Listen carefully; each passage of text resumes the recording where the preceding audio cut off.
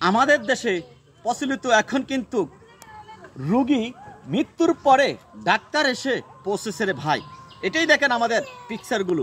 কারণ দেশের জমিনেতে সাদা পাথরগুলো চুরি হয়েছিল গতকালকে রাত্রে, কিন্তু সকলেই দেখেছে ভিডিওগুলো যে তাকগুলো কোথায় দিয়ে যাচ্ছে, কিন্তু তারা কিন্তু সে ডাক্তারগুলো কিন্তু পৌঁছেছে খালি মাঠে।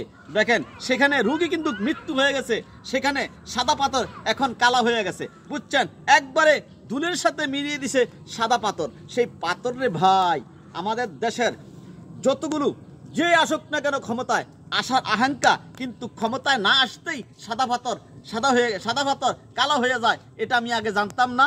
তবে আমি কথা বললেই যদি কারো গাও লাগে, কোনো কিছু করার নাই। কারণ এই দেশটাতেই যারাই আসতে চায়, যারাই ধরতে চায়, তারাই লুটে ফুটে খাইতে চায়।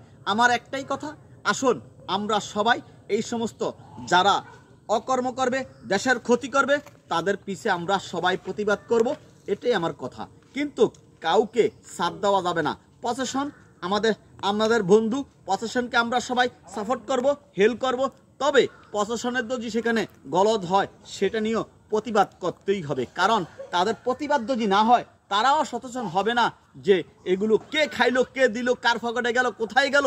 কার্গো না কার্গো পকেটে গেল, কিন্তু পকেটও কারো পকেট ভর্তি না হলে সেই সাদা পাথর সেখান থেকে যায় না রে ভাই। এই সাদা পাথর কালো হইলো কিভাবে, আমরা সেই মাঠটা আমরা তদন্ত করে, অবশ্যই আমরা তদন্তের মাধ্যমে আমরা সারা দেশবাসী জানতে চাই কোথায় গেল এই সাদা পাথর, কোথায় গেল এই এত সৌন্দর্য, এই সৌন্দর্য সাদা পাথরগুলো কারা উঠিয়ে নিল রে ভাই। অবশ্যই আমরা চাই দেশটাকে সুন্দর করে চলে।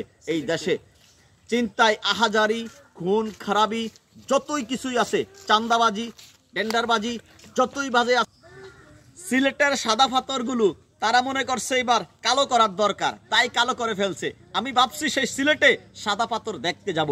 এখন তো দেখা যায় ডাক্তারও গেছে, কিন্তু মাগার রুগী মৃত্যুবরণ করছে, সেই সময় ডাক্তার গিয়ে পৌঁছেছে। আমরা অবশ্যই সেই সাদা পাথরগুলো যেন উদ্ধার করে সেখানে আবারও দেওয়া হয়, আমরা সেই প্রতিবাদ জানাচ্ছি। প্রতিবাদ সবাই করুন, আসুন, আমি করেছি, আপনিও করুন। কারণ সন্ত্রাসকে মুক্ত করতে হবে। এক প্রেসিড সরকার হাসিনা এই দেশ ত্যাগ করেছে, আবার কে এসে বসে, কারা এবার দেশকে দখল করার জন্য, ধ্বংস করার জন্য আবারও পিছিয়ে গেছে। আমরা সবাই এই প্রতিবাদটাই সবাই করব।